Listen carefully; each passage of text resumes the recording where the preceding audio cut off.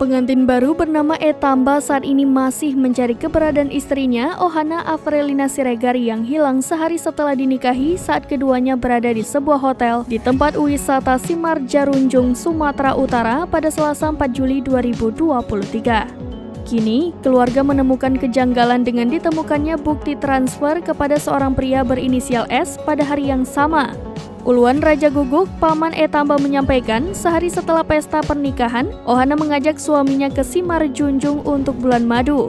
Menjelang sore hari pada 4 Juli, keduanya pun menyeberang ke Simarjunjung.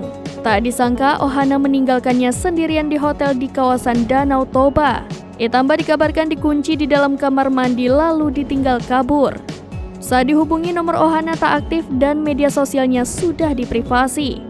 Encis Tamba menjelaskan pihak keluarganya juga telah mendatangi pihak perempuan. Encis Tamba menjelaskan pihak keluarganya juga sudah mendatangi pihak perempuan, namun mereka juga mengaku tidak mengetahui keberadaannya. Sementara saat ini ditemukan bukti transfer senilai 2 juta rupiah dari Ohana kepada pria berinisial S. Mereka menduga uang tersebut sebagai biaya operasional menjemput Ohana dari hotel.